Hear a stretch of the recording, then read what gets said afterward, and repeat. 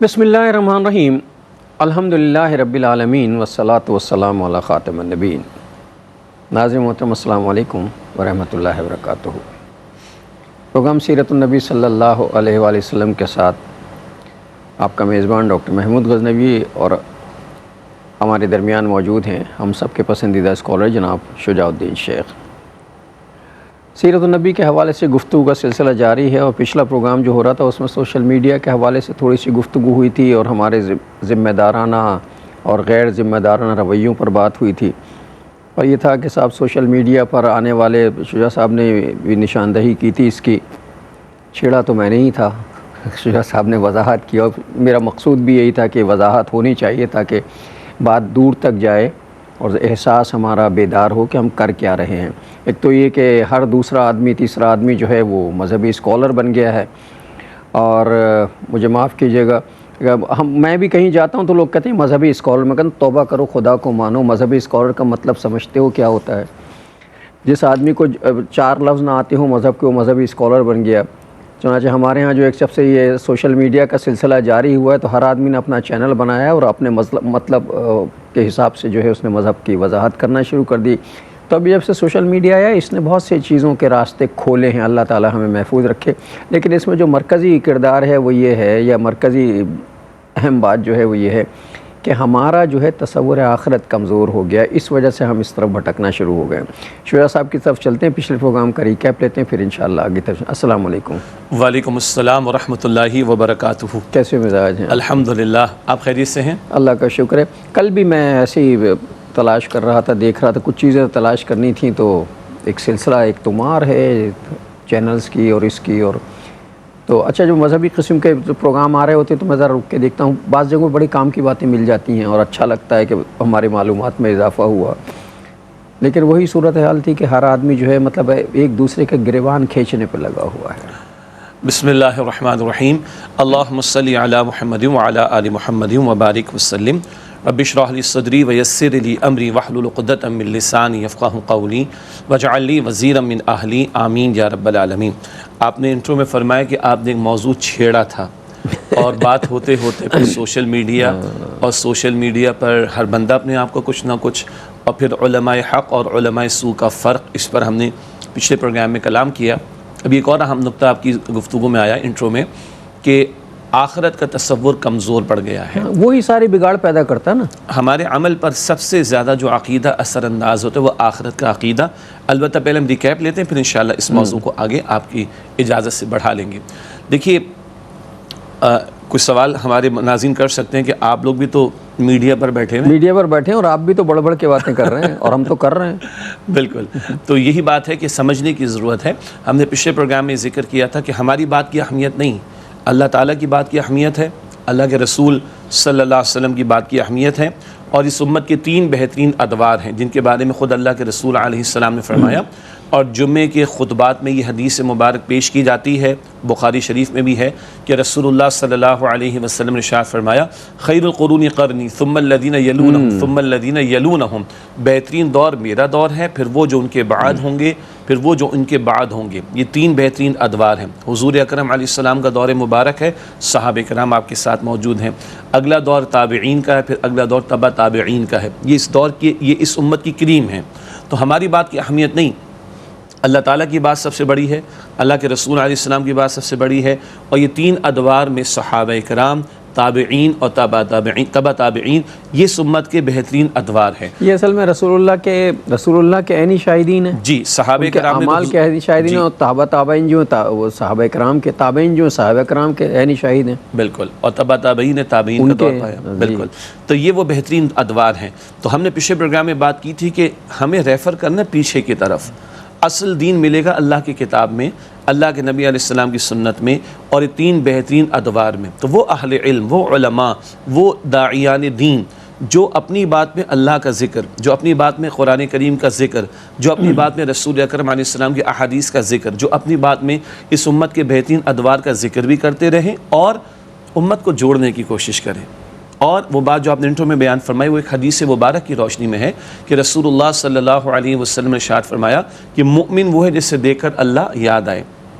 پچھلے پروگرام میں نے ذکر کرنا چاہا تھا کہ جن لوگوں کی بات کو سن کر، جن علماء کی بات کو سن کر، داعیان دین کی بات کو سن کر آپ ان کو تھوڑی دیر کے لیے، ہماری آج کی اصطلاح میں اسکالرز کہہ لیں، دینی اسکالرز کہہ لیں، زیادہ اچھی جامع اصطلاح ہو جائے گی، جن کی بات کو سن کر اللہ یاد آتا ہو، جن کی بات کو سن کر فکر آخرت پیدا ہوتی ہو، جن کے کردار کو دیکھ کر اللہ سے لو لگانے کا جی چاہتا ہو، جن کے کردار کو دیکھ کر آخرت کی تیاری کی فکر پیدا ہوتی ہو، جن کے شب و روز کے معمولات کو. اچھا یہ بھی ممکن ہے کہ کسی صاحب علم کو اللہ نے دولت دے رکھی ہو، عین ممکن ہے نا، اللہ نے نبیوں کو بادشاہت بھی عطا فرمائی، ممکن ہے کہ عالم دین ہو مگر اس کے والد کو بڑے سرمایہ دار تھے، یا صنعت کار تھے، یا ان کا بڑا کوئی کاروبار کا معاملہ تھا، تو یعنی وراثت میں بھی بہت سی چیزیں ملی، وراثت میں بھی مل سکتا ہے، زمین ملی، جائیداد ملی، باپ کا مال و متاع ملا ہے، مطلب یہ کوئی اور کوئی معیوب بات نہیں، معیوب بات نہیں ہے. یعنی یہ امکانات بھی ہو سکتے ہیں، لیکن اس کا طرز عمل کیا ہوگا؟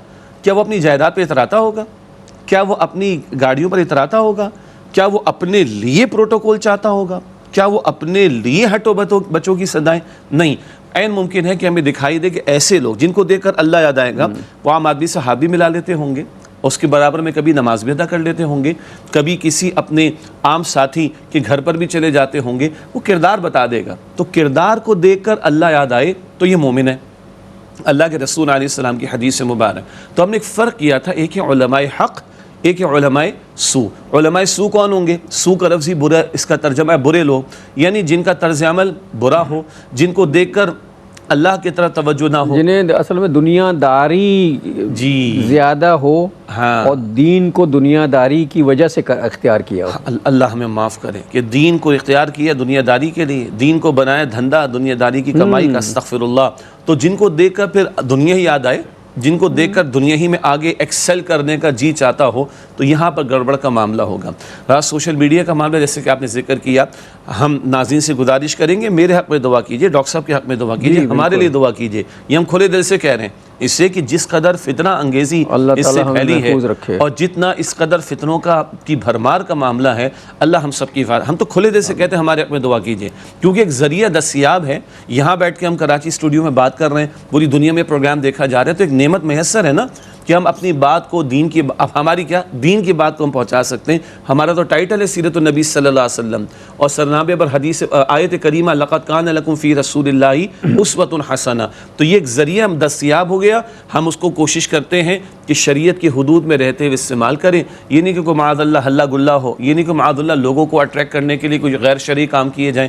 اللہ تعالیٰ اس سے ہماری حفاظت فرمائے. تو یہ اگر لائن ڈرا رہے کہ یہ ذرائع ہیں اس دور میں کہ جن کو استعمال کر کے ہم خیر کی بات پہنچا سکتے ہیں، ہم پہنچائیں گے انشاءاللہ. نمبر 1. نمبر 2، اللہ کی بات، اللہ کے پیغمبر علیہ السلام کی بات، امت کی 3 بہترین ادوار کی بات، سب سے قیمتی باتیں ان کی طرف ریفر کرنے کی بات. نمبر 3، کہ جن کو دیکھ کر اللہ یاد آئے، فکر آخرت پیدا ہو، سجدوں کی لذت کے حصول کا شوق پیدا ہو، انشاءاللہ وہ علماء حق میں ہوں گے، اور انہی سے جڑے رہنے کی ہمیں کوشش کرنی چاہیے. اصل میں زندگی کے تمام معاملات میں اعتدال اور احساس ذمہ داری بہت ضروری ہوتا ہے. اب سوشل میڈیا آیا ہے تو احساس ذمہ داری جو ہے وہ بہت زیادہ بڑھ جانا چاہیے، جو نہیں بڑھا.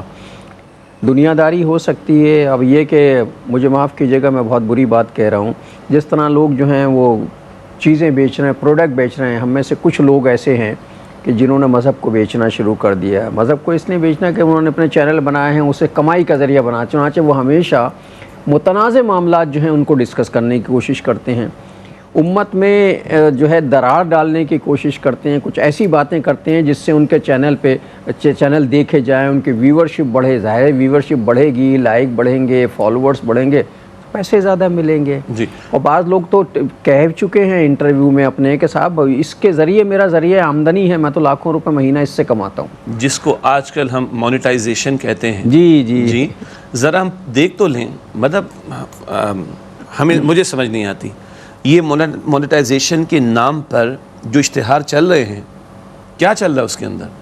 شریعت کی کتنی خلاف ورزیاں، عورتوں کا بے پردہ دکھایا جانا، پتہ نہیں بتایا لوگوں نے ہمیں، ہم تو نہیں کرتے. نہیں ہوتا. اور اسی بھائی اب تو یہ صورتحال ہو گئی کہ آپ کوئی مذہبی پروگرام بھی دیکھ رہے ہوں، اللہ کا شکر ہے کہ ہمارا پروگرام ابھی اس سے محفوظ ہے.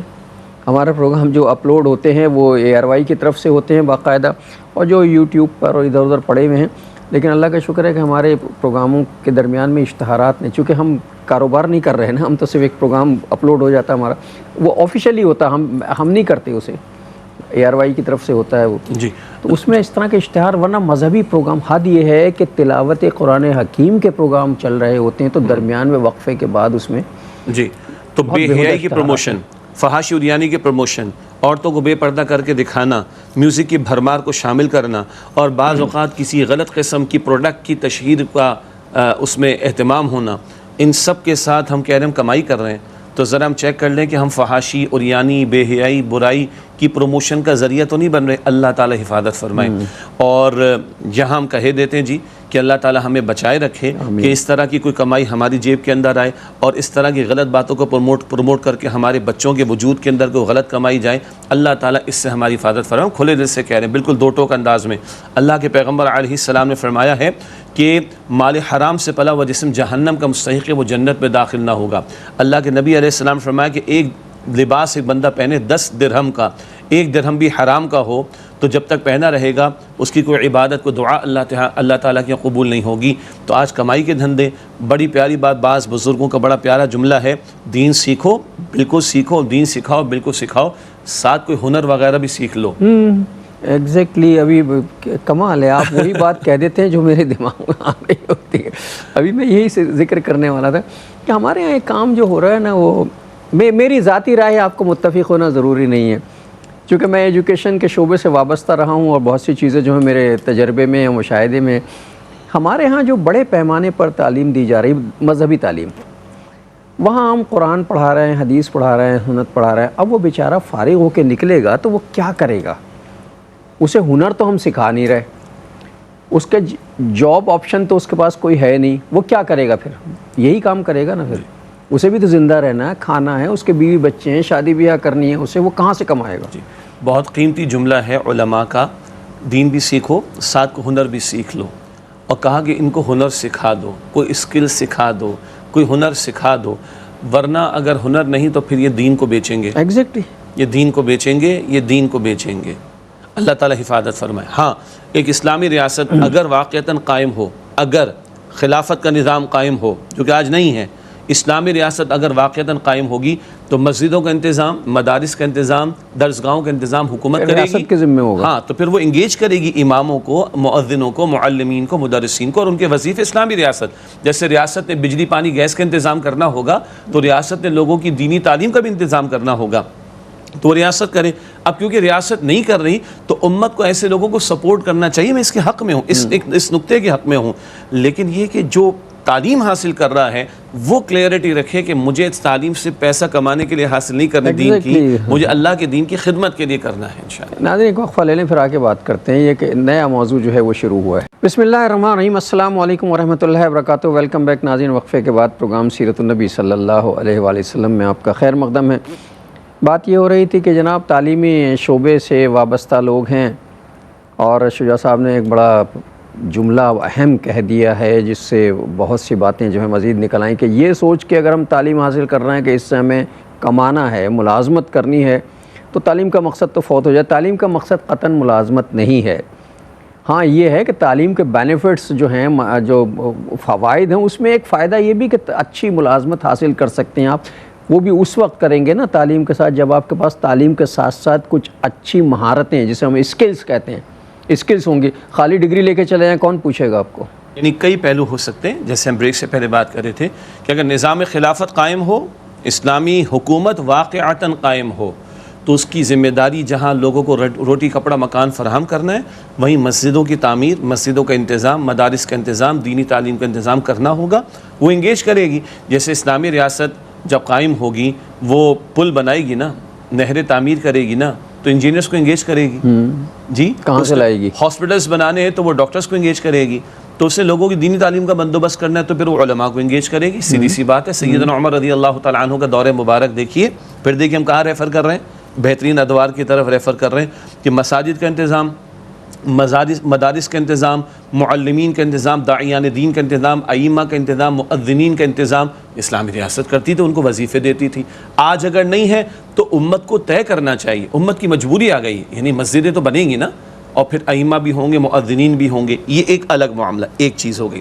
دوسرا میں دینی تعلیم کا حصول کرنے لگا ہوں یا حاصل کرنے لگا ہوں تو میرے پیش نظر یہ ہے کہ یہ اعلیٰ ترین تعلیم ہے. ہمارا تو عقیدہ ہے نا کہ وہی کی تعلیم اعلیٰ ترین تعلیم ہے, تو مجھے وہ حاصل کرنی. اصل تعلیم تو یہی ہے. اصل تعلیم تو یہی ہے. ہاں مجھے عربی, کسی کو عربی آ جائے گی تو وہ کل ہو سکتا ہے, آج لینگویجز پڑھائی جاتی ہے نا, چائنیز ہے, جرمن ہے, فرینچ ہے, تو وائی ناٹ عربک, تو ٹھیک ہے وہ لینگویج سینٹر میں لینگویج پڑھا دے گا انشاءاللہ تعالیٰ, تجوید پڑھا دے گا, قرآن پڑھا دے گا. اب تو لوگ اس طرح کے کورسز وغیرہ بھی مینیج کر رہے ہیں, فائن.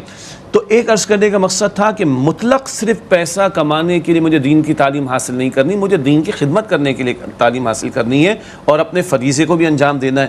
ہاں اگر ساتھ کوئی ہنر, کوئی اسکلز میرے پاس ہوں گے تو وہ میری معاش کا ذریعہ بن جائیں گے. تو میں دین کی تعلیم کی بنیاد پر کسی کا محتاج نہیں رہوں گا کہ بھائی میں کیونکہ دین پڑھا سکتا ہوں بھائی تو آپ مجھے پیسہ دیجئے. اچھا جب پیسہ مجھے ملے گا تو پھر مجھے ان لوگوں کی ماننی بھی پڑے گی, پھر میں نگاہوں میں نگاہیں, آنکھوں میں آنکھیں ڈال کر بات نہیں کر سکوں گا, پھر میں کمپرومائز کروں گا. جس کو علماء نے کیا کہا, اگر ہنر نہیں سکھاؤ گے تو یہ دین بیچیں گے. اصل میں کمیٹی کی مرضی پہ چلیں گے. پھر یہ کہ طالب علموں کے ساتھ ایک بڑی زیادتی یہ ہوئی کہ جو درس نظامی پڑھ رہے ہوتے ہیں بیچارے, وہ ان ایم اے اور ماسٹر دنیاوی تعلیم والوں سے زیادہ محنت کرتے ہیں. جی کوئی شک نہیں, بہت محنت. میں نے اندازہ لگایا ہے کہ ہم لوگ جو ہم نے پی ایچ ڈی تک کر لیا جا کے شاید اتنی محنت نہیں ہوئی. یہ جب کیا ہے وہ آپ کی شہادت عالیہ اور شہادت عالمیہ, جی وہاں تک وہ جو کیا ہوتا ہے وہاں تک جب پہنچتے ہیں تو وہ ہم سے دگنی محنت کرنی پڑتی ہے انہیں. سر دگنی سے بھی بہت زیادہ, سچی بات کرنی پڑتی ہے. کئی سبجیکٹس ہوتے ہیں جس کو پرانے زمانے میں چٹائی توڑ محنت کہا جاتا تھا. ہم نے بھی ایم اے کیا سر, پرائیویٹلی کیا تھا. چارٹرڈ اکاؤنٹنسی کرنے کے دوران میں ایم اے اسلامک کراچی یونیورسٹی سے ہی کیا تھا. ہو گیا جی, ایم اے کی ڈگری ہمارے پاس ہے. گھر بیٹھے بیٹھے ہم نے پرائیویٹ ایگزامس دے دیے, اور آج ایک مدرسہ سے فارغ التحصیل درس نظامی کرنے والا طالب علم ایکویلنسی کیا ہے, ماسٹرز کی ایکول ہے. بس کہاں وہ ماسٹرز والے کی تھوڑی سی تعلیم پر ہی پوری ڈگری جس کی بیسس پہ جاب ملنے آگے, اور کہاں اس کی 8 سال کی ٹھیک ٹھاک محنت کے بعد وہ ایکویلنسی اس کی دے رہے ہیں ہم, اور جاب بھی نہیں مل رہی, اور جاب بھی نہیں مل رہی اس کے اندر. تو یہ ایک سمجھنے کی ضرورت ہے. بہرحال اس کا ایک پہلو وہ ہے کہ ان مدارس کے طلباء کو فیسیلیٹیٹ کرنے کی ضرورت ہے. اور میں بعض لوگوں کو جانتا ہوں, کچھ بڑے شہروں کے کچھ مدارس میں کچھ لوگوں نے ان کو فیسیلیٹیٹ کرنا شروع کیا. ہو سکتا ہے ناظرین کوئی بات کلک کر جائے. مثال کے طور پر ایک سافٹ ویئر ہاؤس کراچی کا ہے, اس نے 2-3 بڑے مدارس کے ذمہ داران سے کہا کہ بھائی ایک طالب علم آپ کے پاس 8 سال بیٹھتا ہے نا, 8 سال آپ کے پاس بیٹھتا ہے نا, آپ 1 ہفتے کے 2 گھنٹے ہمیں دے دیں, بس 1 ہفتے کے 2 گھنٹے, تو مہینے کے ہو گئے جناب 4, اور اگر سال کے لگا لیں تو 48 گھنٹے 50 کر لیں اس کو, اور 50 گھنٹے 8 سال میں کتنے ہو جائیں گے, 400 گھنٹہ ٹھیک ٹھاک آپ تو پڑھاتے رہے یونیورسٹی کے اندر. تو ان سافٹ ویئر ہاؤسز والوں نے کہا کہ ہم ان کو 300-350 گھنٹے کا ایک پورا کورس ڈیولپ کر دیں گے, بس ہفتے میں 2 گھنٹے دے دیں. اور آگے سے انہوں نے کہا کہ ہم آپ کے مدرسے میں آ کے ان کو پڑھائیں گے, آپ کلاس روم دے دیں, انسٹرکٹر ہمارا آئے گا, فیسلٹیز ہم دیں گے, آپ کا طالب علم 2 گھنٹے آپ اپنے ہفتے کے اس کو دے دیں. 8 سال کے بعد جب وہ نکلے گا تو اس کے ہاتھ میں ایک ڈگری ہوگی مدرسے کی, اور ایک ڈگری ہوگی لیٹس آئی ٹی ریلیٹڈ ہوگی, کمپیوٹر سے ریلیٹڈ ہوگی, سافٹ ویئر ڈیولپمنٹ سے ریلیٹڈ ہوگی, کام بھی سیکھا ہوا ہوگا, کام بھی سیکھا ہوا ہوگا. جب وہ پڑھے گا تو سیکھے گا بھی, ایگزیکٹلی ہنر اس کا ایک اسکل, ایک مہارت اس کے پاس ہوگی. تو کوئی اس طرح کی فیسلٹی کا معاملہ, کوئی انگلش کی, دیکھیے انگلش سے میں مرعوب نہیں ہوں, لیکن پھر زمانہ اس کی ضرورت ہے, اصل میں ضرورت بن گئی ہے ہماری, بس اس حد تک ہے.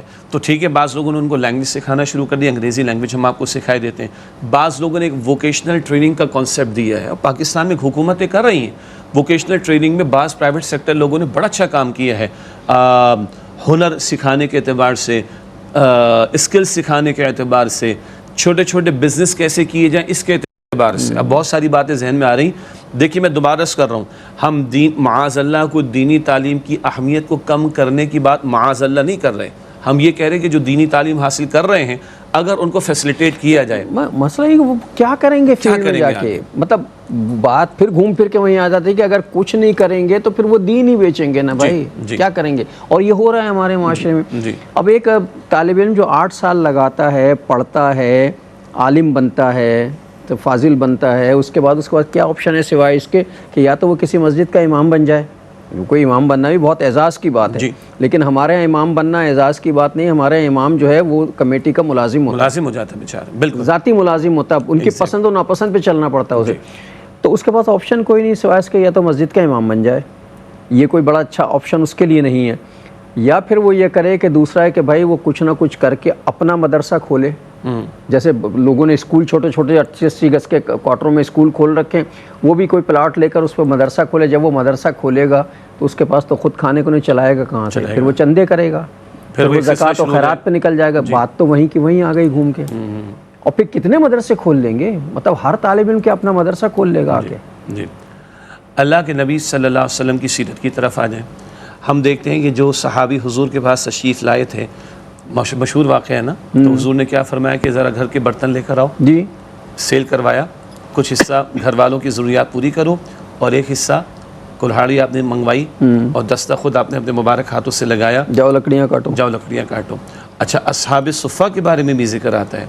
اصحاب صفہ تو معروف ہے کہ بھئی وہ تو حضور کے در پر آ کر بیٹھ گئے تھے، مسجد نبوی کے ساتھ چبوترے پر مشہور ہے نا، اور معروف ہے کہ پڑھنا پڑھانا سیکھنا سکھانا ہوتا تھا، بالکل ہوتا تھا.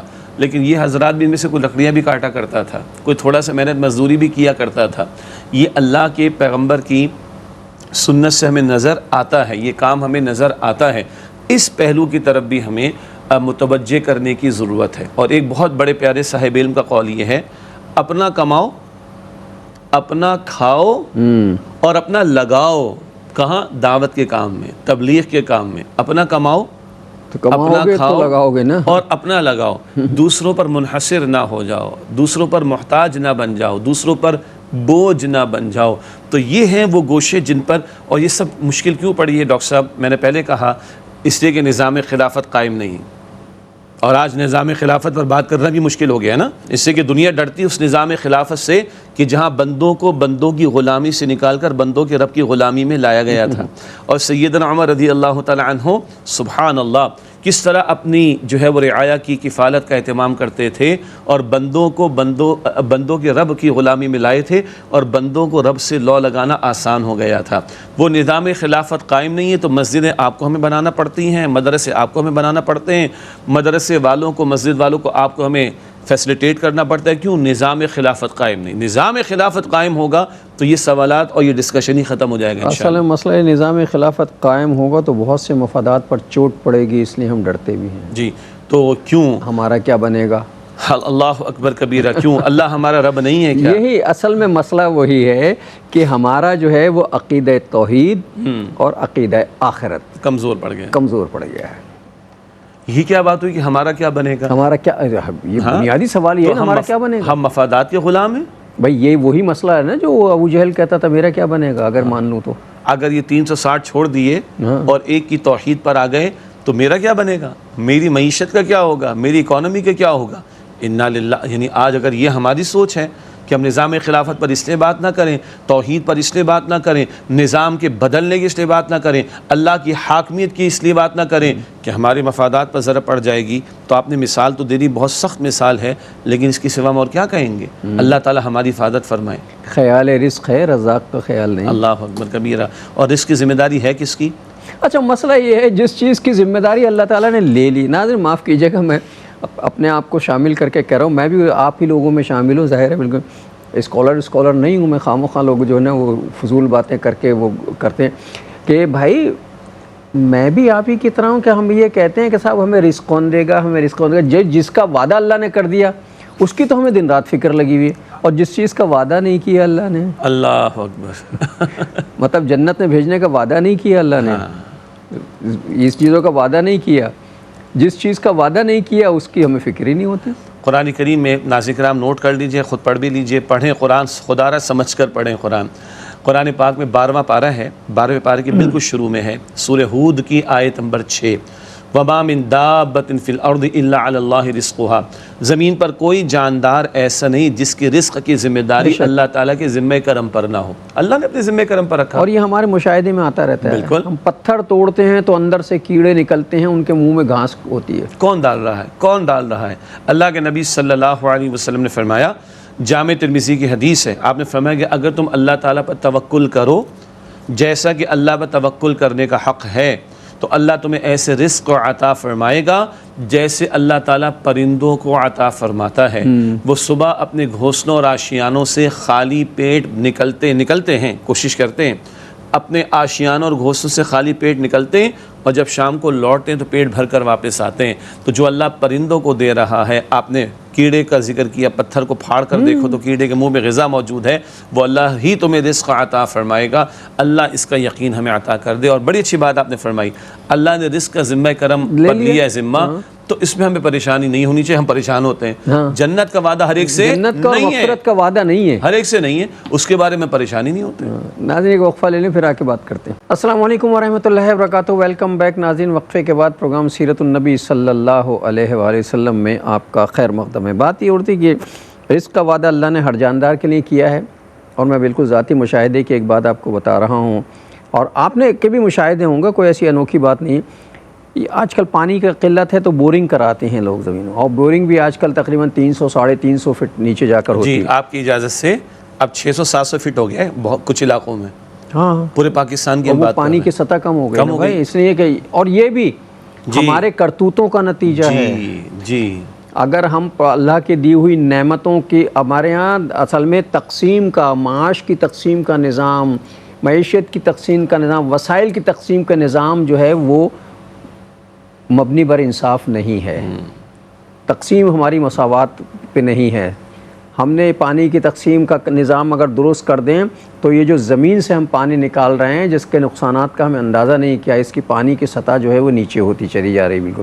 بہرحال تو پانی کی سطح کتنی ڈھونڈنے کے لیے جو بورنگ کی گئی، تو بورنگ کے جو برما جاتا ہے اندر، اس کے اندر ایک پتھر پھنس گیا، بڑی مشکل سے وہ پتھر نکالا گیا، اوپر آیا، جب اسے نہ ٹھوک ٹھاک کے جب اسے نکالا تو ٹھوکنے میں وہ پتھر جو تقریباً یہ 250-300 فٹ نیچے سے نکلا ہے، اس پتھر کو ٹھوک کے نکالنے میں، توڑنے میں وہ ٹوٹ گیا، بیچ میں سے ٹوٹا تو اس کے اندر سے ایک کیڑا نکلا، فریش کیڑا بالکل، اور اس کیڑے کے منہ میں جو ہے وہ ہری گھاس کی پتی موجود تھی جو کھا رہا تھا وہ بیٹا۔ کون کھلا رہا تھا اس کو؟ اب 250 فٹ نیچے پتھر کے اندر جسے توڑ کے نکالا گیا، وہ کیڑا کہاں سے گیا یہ تو اللہ ہی جانتا ہے کہ اس نے کیسے راستہ بنایا ہوگا، جب چلا گیا تو اسے غذا کہاں سے آ رہی ہے، اور فریش پتی جو ہے ہری وہ اس کے منہ میں موجود ہے، کہاں سے پہنچی ہے وہ۔ فَبِأَيِّ آلَاءِ رَبِّكُمَا تُكَذِّبَانِ، 31 مرتبہ اللہ تعالیٰ فرماتا ہے کہ تم اپنے رب کی کن کن نعمتوں کو جھٹلاؤ گے، اور اعلیٰ کا ترجمہ قدرتوں کا بھی کیا گیا ہے، بس تم اپنے رب کی کن کن قدرتوں کو جھٹلاؤ گے۔ اچھا، یہاں بڑی دلچسپ بات ناظرین نوٹ کیجئے گا، اللہ کے نبی صلی اللہ علیہ وسلم نے یہ ارشاد فرمایا کہ یہ سورہ رحمان جنات نے بھی سنی، تو نبی صلی اللہ علیہ وسلم نے صحابہ کرام کو فرمایا کہ تمہارے بھائی جنات نے جب یہ سورت سنی، اور یہ آیت 31 مرتبہ سورہ رحمان میں ہے، فَبِأَيِّ آلَاءِ رَبِّكُمَا تُكَذِّبَانِ، تو تمہارے بھائی جنات نے جواب دیا، اس کا بڑا پیارا جواب ہے۔ کیا جواب ہے؟ لا بِشَيْءٍ مِّن نِّعْمِكَ رَبَّنَا نُكَذِّبُ فَلَكَ الْحَمْدُ، اے ہمارے رب تیری نعمتوں میں سے کوئی شے نہیں جس کو ہم جھٹلاتے ہوں، فَلَكَ الْحَمْدُ، بس تمام تعریف تمام شکر ہے اللہ تیرے لیے ہے۔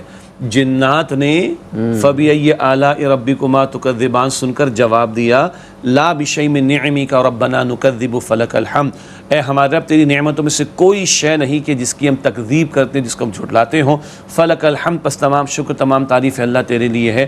تو ہمیں بھی اللہ کی نعمتوں کی قدر کرنی چاہیے۔ کیا عمدہ واقعہ آپ نے سنایا کہ 250-300 فٹ نیچے پتھر کی سختی کے اندر یہ کیڑے کا پہنچنا ایک بات، مگر اس کے ساتھ اس کی غذا کا پہنچنا، یہ رب کی قدرت ہے، یہ رب کا انعام ہے۔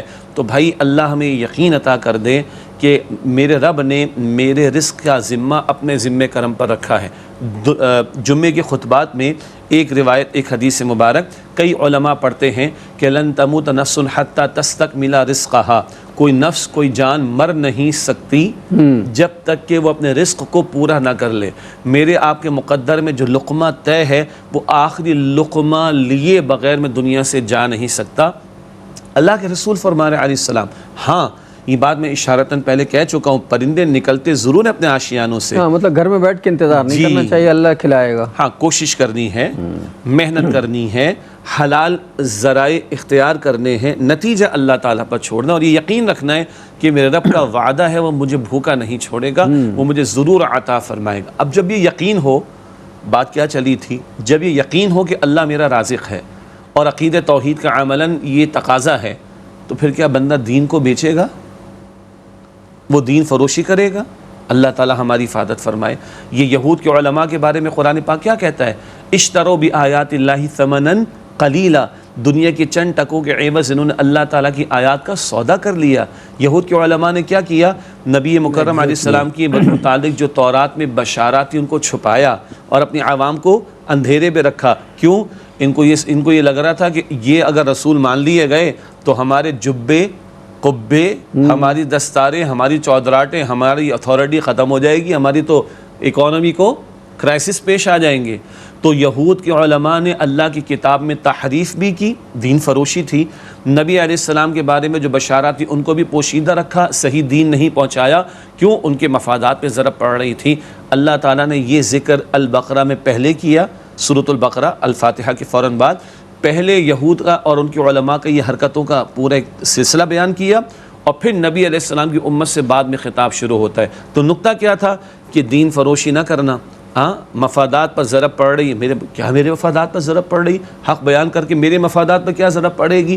میرا خالق اللہ ہے، میرا مالک اللہ ہے، میرا رازق بھی اللہ ہے، اس پر توکل کروں، نہ کہ مجھے یہ پریشانی ہو جائے کہ اگر میں یہ حق بیان کروں گا تو مسئلہ پیش آ جائے گا، لوگ ناراض ہو جائیں گے تو میری اکانومی کو کرائسس آ جائیں گے، میرے مفادات۔ یہی ہو رہا ہے ہمیں اب تو یہ تک صورتحال پیدا ہو گئی ہے کہ اللہ معاف کرے کہ یہ قرآنی آیت جو ہے اگر اس کی وضاحت کروں گا میں، یا یہ جو حدیث ہے اس کی وضاحت میں کروں گا اور بیان کروں گا تو اس سے میرے مسلک کو نقصان پہنچنے کا خطرہ ہے۔ اللہ اکبر۔ میرے مسلک پہ ضرب پڑے گی، چوٹ پڑے گی، لہٰذا اس کو بیان نہ کرو، چھوڑ دو۔ جی یہ قرآنی آیت جو اس کو چھوڑ دو، یہ بالکل ویسی ہی بات ہے کہ اپنے مطلب کی جو چیزیں ہیں وہ لے لو، اور جو چیزیں اپنے آپ کو خدا نخواستہ پسند نہ آ رہی ہوں، اللہ مجھے معاف کرے، انہیں چھوڑ دو۔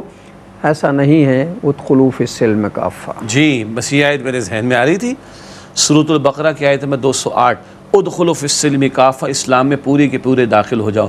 اور بھائی پورے کا پورے اسلام کیا ہے؟ یہ صرف جمعے کی 2 رکعت، یہ صرف چند نمازوں کا، روزوں کا اور حج عمرے قربانی کا نام فقط نہیں، یہ سب بھی دین کے تقاضے ہیں۔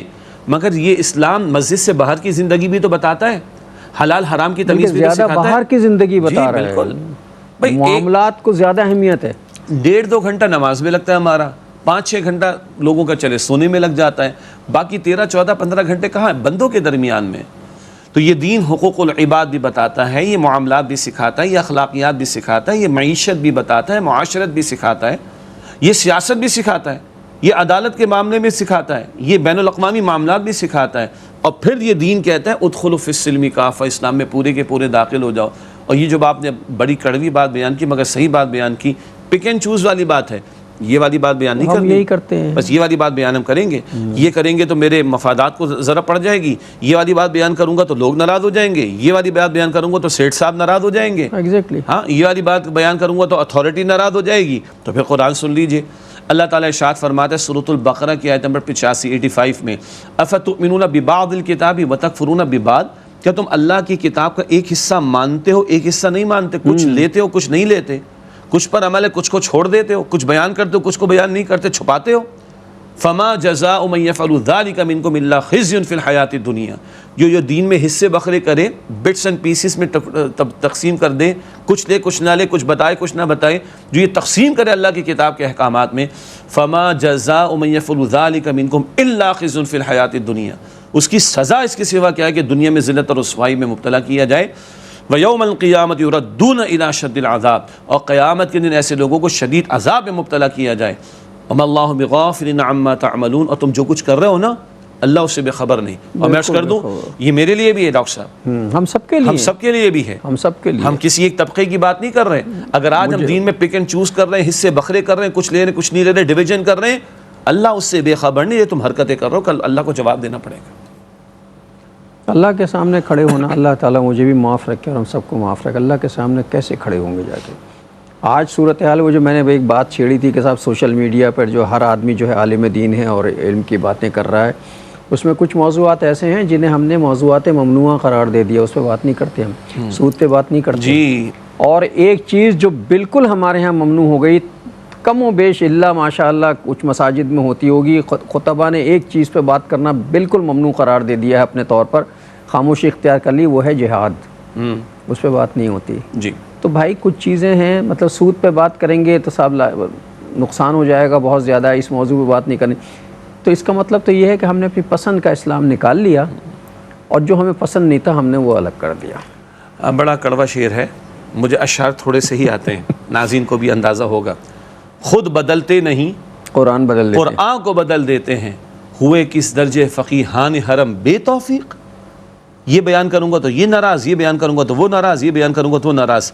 تو یہ بیان میں اب اللہ کے کلام کا کر رہا ہوں۔ ہاں، یہ نہیں سوچتا کہ بس یہ بیان نہیں کروں گا تو کوئی اور ناراض ہو جائے گا۔ اللہ اکبر کبیرہ۔ لوگ جملہ کیا کہتے ہیں، لوگ کیا کہیں گے تو آپ اور ہم کیا کہیں گے، یہ نہیں سوچتے کہ اللہ تعالیٰ کیا فرمائے گا۔ عجیب بات ہے۔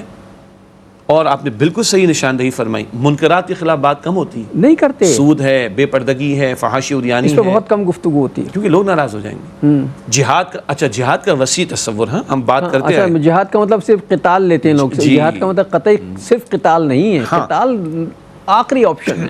جد و جہد ہے، اللہ کا بندہ بننے کے لیے محنت ہے، جد و جہد، اللہ کی بندگی کی دعوت دینے کے لیے محنت ہے، جد و جہد، منکرات کے خاتمے کے لیے محنت ہے، جد و جہد، اور ظلم کے خاتمے کے لیے محنت ہے، جد و جہد، اللہ کے کلمے کی سربلندی کے لیے محنت کرنی ہے، جد و جہد جہاد ہے۔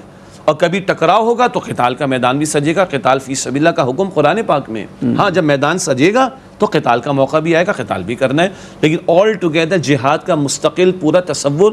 لیکن خلافت پر لوگ بات نہیں کرتے۔ ہاں نہیں کرتے بات، ایک بڑا موضوع ہے جس پہ گفتگو ہونی چاہیے، لیکن ناظرین محترم آج کے پروگرام کا چونکہ وقت ختم ہو رہا ہے۔ اچھا پروگرام ختم؟ ہاں پروگرام ختم ہو گیا، اچھا بات ختم نہیں ہوئی، پروگرام ختم ہو گیا، یہی ہوتا ہے۔ اللہ انشاءاللہ زندگی بخیر رہے تو اگلا پروگرام ہم شروع کریں گے تو یہیں سے شروع کریں گے کہ ہم جہاد پہ بات نہیں کرتے، ہم منکرات پہ بات نہیں کرتے، ہم خلافت پہ بات نہیں کرتے۔ کیوں نہیں کرتے بھائی؟ اگلے پروگرام میں خود طے کریں گے کیوں نہیں کرتے۔ اس وقت تک کے لیے اجازت چاہنے سے پہلے میں شجاع صاحب سے آج کی حدیث ہدیہ کروا دوں، پھر رخصت ہوتے ہیں آپ سے۔ اللہ کے نبی مکرم صلی اللہ علیہ وآلہ وسلم نے ارشاد فرمایا کہ جنت کو مشقتوں سے گھیرا گیا ہے اور جہنم کو لذتوں سے گھیرا گیا ہے۔ حدیث شریف مکمل ہو گئی۔ اللہ تعالیٰ کی جنت سستی نہیں ہے، محنت اور مشقتوں سے گزرنا ہوگا۔ ناظرین اسی حدیث مبارکہ کے ساتھ ہمارے آج کے پروگرام کا وقت ختم ہوا۔ اگلے پروگرام تک کے لیے جناب شجاع الدین شیخ اور اپنے میزبان ڈاکٹر محمود غزنوی کو اجازت دیجیے۔ اللہ نگہبان، والسلام علیکم ورحمۃ اللہ وبرکاتہ۔